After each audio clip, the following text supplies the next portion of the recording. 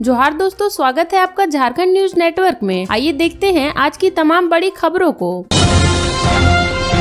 साहिबगंज से राम मंदिर से बजरंगबली के अष्ट धातु की मूर्ति चोरी, भागने के क्रम में ग्रामीणों के हत्थे चढ़ा एक चोर। साहिबगंज में शनिवार की अहले सुबह राम मंदिर से एक अष्ट धातु से बनी बजरंगबली की मूर्ति चोरी हो गई। चोरों ने बड़े नाटकीय ढंग से चोरी की घटना को अंजाम दिया है। मंदिर के पुजारी भरत लाल मंडल को जब मूर्ति चोरी होने की आहट मिली तो उन्होंने आवाज देकर ग्रामीणों को इकट्ठा किया।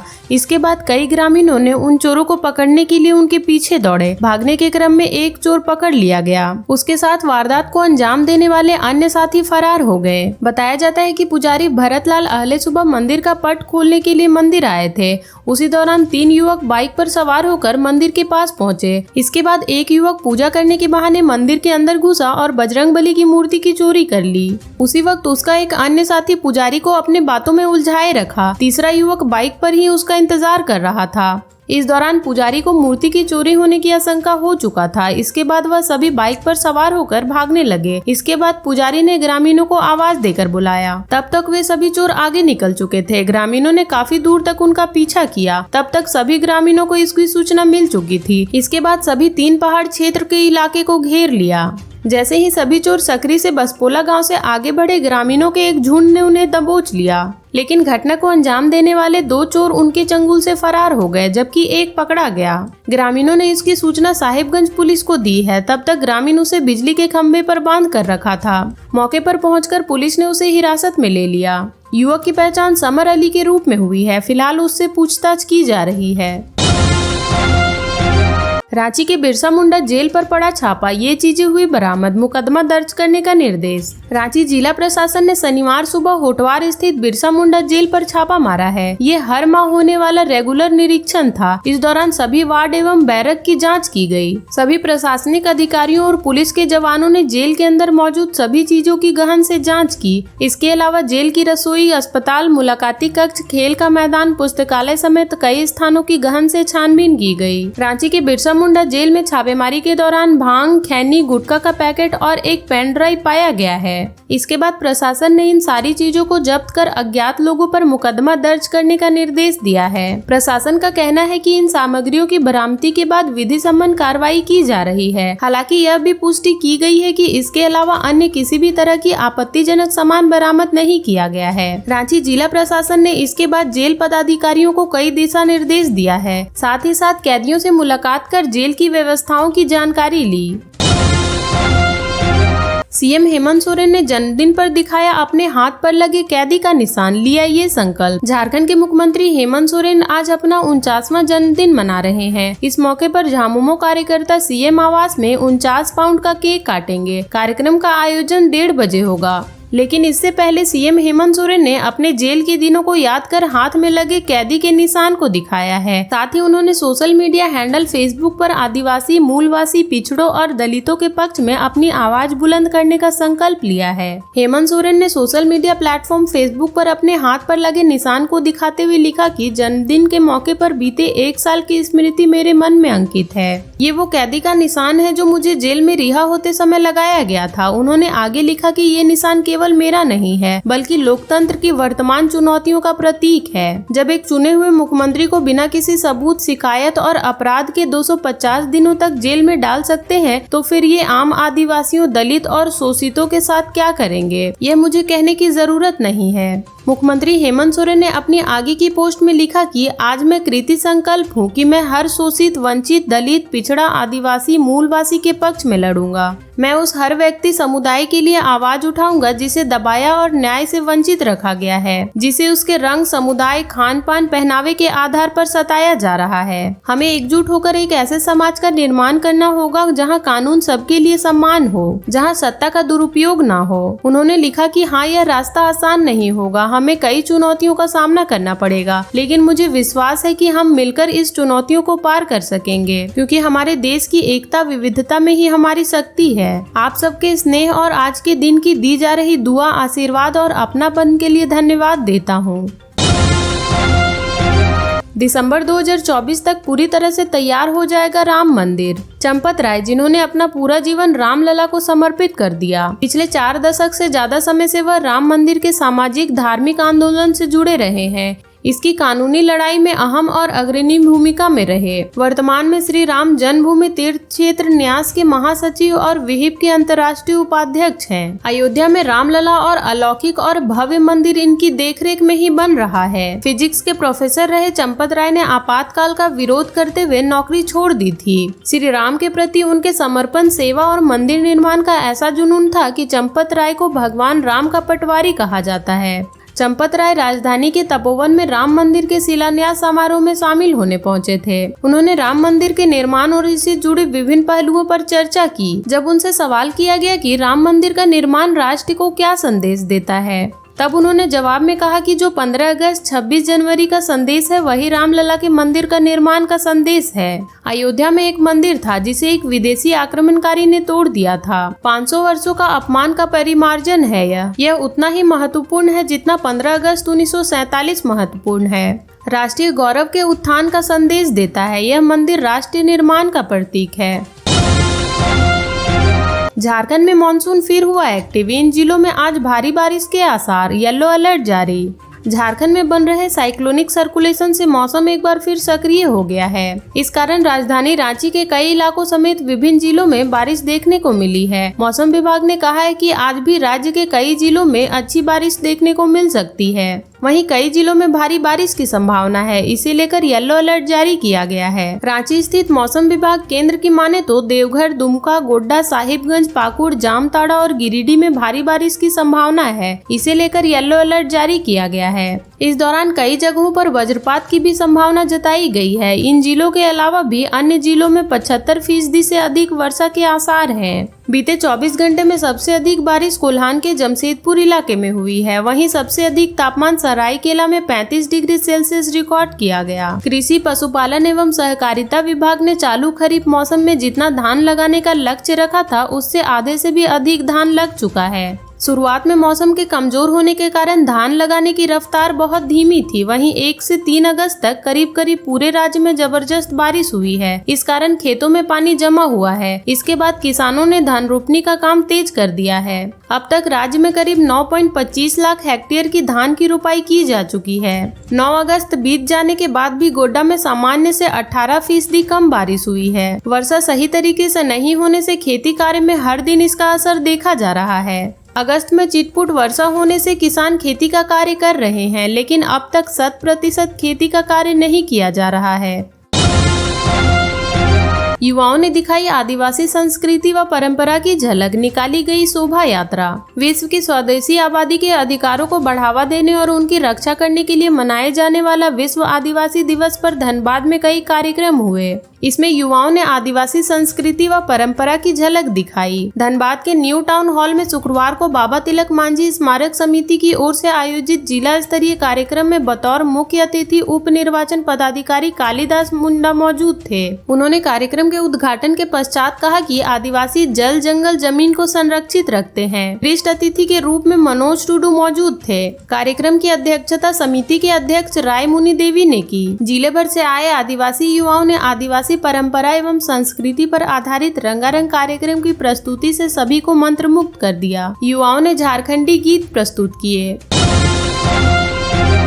रेल टिकट के लिए यूटीएस मोबाइल एप्लीकेशन का करें उपयोग, समय और पैसा दोनों बचाएं। रेलवे लगातार यात्रियों की सुविधा पर ध्यान दे रहा है। रेलवे हमेशा से यात्रियों के लिए टिकट प्राप्त करने की प्रक्रिया को सरल और पारदर्शी बनाने पर जोर देता रहा है। इसी क्रम में धनबाद मंडल के सभी स्टेशनों पर अनारक्षित रेलवे टिकटों के लिए यूटीएस मोबाइल एप्लीकेशन के माध्यम से भुगतान की सुविधा उपलब्ध करा दी गई है। यूटीएस एप्लीकेशन को गूगल पर सर्च करके उस पर क्लिक करके गूगल प्ले स्टोर या एप्पल प्ले स्टोर से डाउनलोड करके उसे इंस्टॉल किया जा सकता है। पहले नाम, मोबाइल नंबर, पासवर्ड, जेंडर, जन्म तिथि देकर रजिस्ट्रेशन करना होगा।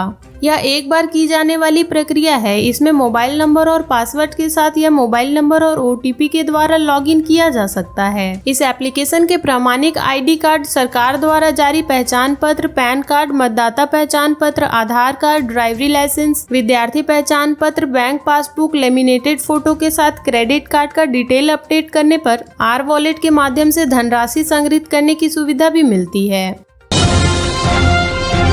पीडीएस दुकानों में 18 माह से किरोसिन का उठाव नहीं। धनबाद जिले के जन वितरण प्रणाली दुकानों में 1.5 वर्ष से अधिक समय से किरोसिन का उठाव एवं वितरण बंद है। मांग नहीं रहने से अब डीलर किरोसिन के लिए ड्राफ्ट नहीं लगा रहे हैं। मिली जानकारी के अनुसार जब से किरोसिन की कीमत बाजार दर पर तय हुई है, पीडीएस में किरोसिन की बिक्री कम होने लगी है। अभी पीडीएस दुकानों में किरोसिन 70 से 80 रुपए प्रति लीटर बिक रहा है। शहर के साथ गाँव का भी विद्युतीकरण लगभग हो चुका है। ऐसे में ग्रामीण भी लालटेन की जगह बिजली के बल्ब जला रहे हैं, इन्वर्टर या बैटरी वाली इमरजेंसी लाइट का उपयोग कर रहे हैं। ऐसे में किरोसिन की मांग व खपत कम होने से पीडीएस डीलरों को किरोसिन के उठाव में घाटा होने लगा है। ऐसे में डीलरों ने इसके लिए ड्राफ्ट लगाना बंद कर दिया है। विभागीय सूत्रों के अनुसार 1.5 वर्ष से यहां किसी भी डीलर द्वारा ड्राफ्ट नहीं लगाने से धनबाद में पीडीएस के जरिए किरोसिन का उठाव और वितरण बंद है।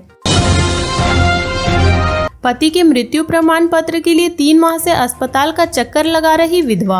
अपने पति का मृत्यु प्रमाण पत्र बनाने के लिए एक विधवा 3 माह से शहीद Nirmal Mahato medical college and hospital का चक्कर लगा रही है। 14 मई को सड़क दुर्घटना में घायल उसके पति की मौत हो गई थी। सरायढेला पुलिस ने पत्नी का फर्द बयान लिया। शव का पोस्टमार्टम भी हुआ। अंतिम संस्कार के बाद पत्नी ने मृत्यु प्रमाण पत्र के लिए आवेदन दिया। इसके बाद से इसे दौड़ाया जा रहा है। आवेदन करने के लगभग 3 माह के बाद भी मृत्यु प्रमाण पत्र नहीं बनने पर उसने अस्पताल के कर्मचारियों से संपर्क किया तो पता चला कि इमरजेंसी में उसके पति के इलाज से संबंधित बेड टिकट व इमरजेंसी ओपीडी स्लिप गायब है। इस कारण मृत्यु प्रमाण पत्र नहीं बन पा रहा है। हालांकि मामला उजागर होने के बाद अस्पताल प्रबंधन ने बीच का रास्ता निकालने में जुट गया है।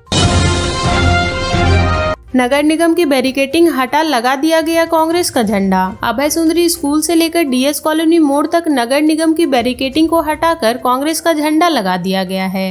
गुरुवार की देर शाम किसी ने बैरिकेटिंग हटा दिया था। इसके बाद शुक्रवार को फिर से यहां दुकानें खुल गई हैं। नगर आयुक्त रविराज शर्मा ने मामले को गंभीरता से लेते हुए जांच का आदेश दिया है। उन्होंने कहा कि मामले की जांच कराकर आगे की कार्रवाई की जाएगी। अभय सुंदरी से लेकर डीएस कॉलोनी मोड़ तक फिर से बैरिकेटिंग कराई जाएगी। यहाँ ग्रीन पैच करने की योजना है। ज्ञात हो कि कुछ दिनों पहले ही स्थानीय लोगों की शिकायत पर नगर निगम ने अभय सुंदरी स्कूल से डीएस कॉलोनी मोड़ तक अतिक्रमण हटाकर यहाँ बैरिकेटिंग कराया था। यहाँ शौचालय का निर्माण कार्य शुरू किया गया था। इसी बीच गुरुवार को किसी ने बैरिकेटिंग को हटवा दिया। इधर कांग्रेस जिला अध्यक्ष संतोष सिंह ने कहा कि झंडा किसने लगाया है इसकी जानकारी नहीं है, लेकिन गरीबों को दुकान को उजाड़ने वाले के विरोध में कांग्रेस हमेशा खड़ा रहेगा। रणधीर वर्मा चौक से पिछले दिनों नर्सरी को हटाकर वेडिंग जोन में शिफ्ट किया गया था, लेकिन इसके बाद फिर से फूलों की दुकानें लग गई हैं। ऐसे में नगर निगम प्रशासन की ओर कार्रवाई की भी सवाल उठने लगे हैं। दूसरे राज्यों से आने वाली गाड़ियां झारखंड में नहीं लेती हैं ईंधन, इसलिए वेट कम करे सरकार। झारखंड पेट्रोलियम लीडर एसोसिएशन के आह्वान पर राज्य भर के 1600 पेट्रोल पंप के मालिकों का जुटान 16 अगस्त को रांची में होगा। 7 सूत्री मांगों को लेकर मुख्यमंत्री हेमंत सोरेन से भी मिलेंगे। इस बाबत शुक्रवार को कोलफील्ड पेट्रोलियम लीडर एसोसिएशन के ग्रीन व्यू पेट्रोल पंप में पोस्टर का अनावरण किया गया। मौके पर झारखंड पेट्रोलियम लीडर एसोसिएशन के महासचिव शशद दुदानी ने कहा कि वेट सहित अन्य मांगों को लेकर 16 अगस्त को मुख्यमंत्री से मुलाकात की जाएगी। मांगों पर विचार नहीं किया गया तो चरणबद्ध आंदोलन किया जाएगा। पेट्रोलियम का झारखंड में 22% वेट है, जबकि पड़ोसी राज्यों में इससे कम है। इस कारण बाहर की गाड़ियां यहां ईंधन नहीं लेती है। इसके अलावा सिंगल पॉइंट पर भी पेट्रोलियम पर टैक्स है, फिर भी हम लोगों को रिटर्न भरना पड़ता है। बिहार की तरह यहाँ भी रिटर्न भरने का प्रावधान खत्म किया जाए और वेट 22 से घटाकर 18% किया जाए। पॉल्यूशन अंडर कंट्रोल केंद्र के लिए मैनुअल मेंटेनेंस चार्ज का प्रावधान खत्म किया जाए। 12 को भाजमो धनबाद में निकलेगा तिरंगा यात्रा। 13 को उपायुक्त कार्यालय में होगा घेराव। धनबाद के विधायक राज सिन्हा ने कहा कि हेमंत सरकार के कार्यकाल में झारखंड में आदिवासियों की स्थिति दयनीय हो गई है। आदिवासियों का सबसे ज्यादा शोषण इसी सरकार में हुआ है। विधायक ये बातें शुक्रवार को विश्व आदिवासी दिवस पर भाजपा धनबाद महानगर की तरफ से शहर के प्रियांशी होटल में आयोजित कार्यक्रम को संबोधित करते हुए कही। बैठक की अध्यक्षता भाजपा के महानगर उपायुक्त मानस प्रसून तथा संचालक जिला महामंत्री रवि सिन्हा ने किया। बैठक में भाजपा के आगामी कार्यक्रमों पर चर्चा हुई। 12 अगस्त को भारतीय जनता युवा मोर्चा के तत्वाधान में पूरे शहर में विशाल तिरंगा यात्रा निकालने, 13 अगस्त को भाजपा महिला मोर्चा द्वारा झारखंड सरकार के खिलाफ आक्रोश प्रदर्शन करने व जिला समाहरणालय का घेराव करने, 14 अगस्त को विभाजन विभीषिका स्मृति दिवस के अवसर पर मौन जुलूस निकालने, 23 अगस्त को रांची के मुख्यमंत्री सचिवालय के घेराव व प्रदर्शन आदि पर चर्चा की गई। बैठक में विधायक राज सिन्हा ने सभी कार्यकर्ताओं को तिरंगा झंडा सौंपा। 13 से 15 अगस्त तक अपने अपने घरों में तिरंगा झंडा लगाने की अपील की है। फोटो को सोशल मीडिया पर लगाने का आग्रह किया है। भाजपा युवा मोर्चा के नवनियुक्त अध्यक्ष नित्यानंद मंडल ने तिरंगा यात्रा को सफल बनाने के लिए युवाओं से विशेष आग्रह किया है। अध्यक्ष व महासचिव पद पर सीधे तो कोषाध्यक्ष पर त्रिकोणीय मुकाबला। धनबाद जिला चैम्बर का चुनावी पारा चढ़ने लगा है। नामांकन के अंतिम दिन शुक्रवार को मोटर डीलर एसोसिएशन के सचिव प्रेम गंगेसिया की दावेदारी से चुनाव का समीकरण बदल गया है। अब अध्यक्ष पद पर चेतन गायनिका व राजीव शर्मा के बीच सीधा मुकाबला होगा। महासचिव पद पर अजय नारायण लाल व राजेश गुप्ता आमने सामने होंगे। कोषाध्यक्ष पद पर श्याम गुप्ता, संजीव चौरसिया व प्रेम गंगेसिया की दावेदारी से इस पद पर त्रिकोणीय मुकाबला होगा। चुनाव पदाधिकारी प्रदीप सिंह, राजेश दुदानी व दलित गगरानी ने बताया कि फॉर्म जमा करने की अंतिम तिथि 11 अगस्त है। 12 अगस्त को फॉर्म की जाँच, 13 अगस्त को नाम वापसी व 17 अगस्त को वोटर लिस्ट जारी की जाएगी। इधर लंबे समय के बाद चुनाव होने के कारण यह चुनाव काफी रोचक हो गया है। एसएसपी ने धनबाद थाना का किया औचक निरीक्षण, दिए कई दिशा निर्देश। धनबाद एसएसपी एचपी जनार्दनन ने शुक्रवार को धनबाद थाना का औचक निरीक्षण किया। इस दौरान उन्होंने थाना परिसर की व्यवस्था का जायजा लिया। वहीं पुलिस पदाधिकारियों के साथ बैठक कर थाना में दर्ज मुकदमों की समीक्षा करते हुए लंबित मुकदमों को जल्द निष्पादन करने का निर्देश दिया। एसएसपी ने पूरे थाना परिसर का भ्रमण कर साफ सफाई करने का निर्देश दिया है। एसएसपी श्री जनार्दनन ने यहां थाना प्रभारी आरएन ठाकुर और थाना के सभी पदाधिकारियों के साथ बैठक कर केस की जानकारी ली। पता चला कि लगभग 800 केस पेंडिंग हैं और हर माह लगभग 70 से 80 केस दर्ज होते हैं। उन्होंने सभी केस को सभी पदाधिकारी में बांटने और गंभीर मामले को अच्छे पदाधिकारी को देने की बात कही है। कहा कि इससे केस का अनुसंधान अच्छा होगा और केस डिस्पोजल में तेजी आएगी। उन्होंने पिछले 6 माह के कार्यों की जानकारी ली और अगले 6 माह की कार्य योजना का टारगेट दिया। वहीं आगामी विधानसभा चुनाव को लेकर विशेष कार्य योजना के तहत सभी पेशेवर अधिकारी की सूची बनाकर विशेष निगरानी रखने, फरार अपराधियों की गिरफ्तारी सख्त बढ़ाने, मतदाता केंद्रों पर सत्यापन करने का निर्देश दिया है। निरीक्षण के दौरान एसएसपी ने थाना परिसर में रखे कबाड़ को हटाने, सख्त वाहनों की नीलामी करने, सफाई कराने व मूलभूत सुविधाएं उपलब्ध कराने को कहा। उन्होंने बेहतर कार्य के लिए एसआई तुलाराम मुंडा को सम्मानित भी किया। इसके बाद एसएसपी महिला थाना पहुंचे और वहां विधि व्यवस्था का जायजा लिया। यहां भवन के रख रखाव और साफ सफाई को लेकर आवश्यक निर्देश दिए हैं। बीसीसीएल में 4 एरिया जीएम समेत 11 महाप्रबंधक का तबादला। बीसीसीएल उच्च प्रबंधन के निर्देश पर माइनिंग संभाग के 4 जीएम का तबादला कर दिया गया है। इसमें 4 एरिया जीएम समेत अन्य अधिकारी शामिल हैं। इस आलोक में शुक्रवार को बीसीसीएल अधिकारी स्थापना विभाग के उप महाप्रबंधक सत्यप्रिय राय के हस्ताक्षर से अधिसूचना जारी कर दी गई है। आलमगीर आलम की याचिका खारिज, कोर्ट ने कहा जेल ही नियम, बेल अपवाद। मनी लॉन्ड्रिंग मामले में गिरफ्तार झारखंड के पूर्व मंत्री सह कांग्रेस विधायक आलमगीर आलम की जमानत याचिका शुक्रवार को पीएमएलए की विशेष अदालत ने खारिज कर दी है। याचिका रद्द करते हुए पीएमएलए के विशेष न्यायाधीश पीके शर्मा ने अपने फैसले में लिखा, मनी लॉन्ड्रिंग के मामले में जेल ही नियम है, बेल अपवाद है। उल्लेखनीय है कि पूर्व मंत्री को 15 मई को गिरफ्तार किया गया था। कोर्ट ने अपने फैसले में कहा कि मनी लॉन्ड्रिंग एक ऐसा अपराध है जो राष्ट्र के आर्थिक हित के लिए खतरा है। इसे अपराधियों द्वारा सुनियोजित साजिश रचकर और जानबूझकर व्यक्तिगत लाभ के लिए अंजाम दिया जाता है, चाहे देश या समाज की अर्थव्यवस्था पर इसका असर भी क्यों न पड़े। इसका पता लगाना इतना आसान नहीं है। इसलिए कई न्यायिक फैसलों में यह माना गया है कि मनी लॉन्ड्रिंग करने वाले के लिए जेल ही नियम है, जमानत अपवाद है।